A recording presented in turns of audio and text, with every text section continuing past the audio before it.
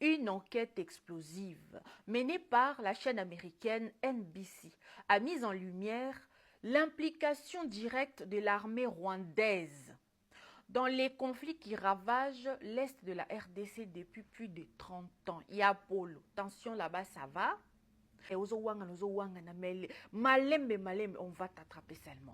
À travers des images satellites, des vidéos exclusives et des témoignages, le reportage révèle que plus de 5000 soldats des forces de défense rwandaises, RDF, donc s'il vous plaît 5000 soldats, seraient secrètement déployés sur le territoire congolais, où ils apportent un soutien militaire actif aux rebelles du M23.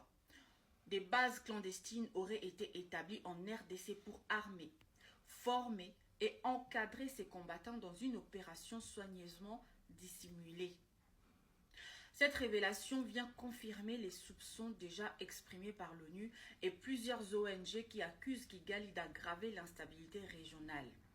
Alors que le gouvernement rwandais continue de nier toute implication, les tensions diplomatiques s'exacerbent et la communauté internationale réclame des sanctions et un retrait immédiat des forces étrangères du territoire congolais.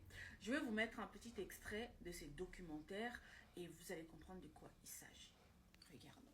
Le Rwanda a-t-il actuellement des troupes, ne serait-ce qu'une, dans l'est de la RDC? Je ne sais pas.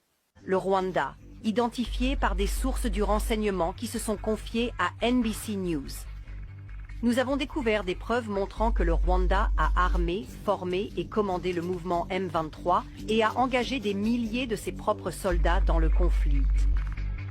Leur guerre clandestine leur a permis de prendre le contrôle d'un territoire qui possède certains des gisements de terre rares les plus riches au monde, utilisés dans les téléphones portables, les puces informatiques et les batteries.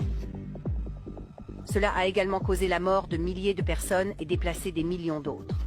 Malgré les accusations de l'ONU et des gouvernements occidentaux, le président rwandais Paul Kagame a soigneusement et à plusieurs reprises nié toute implication dans le conflit.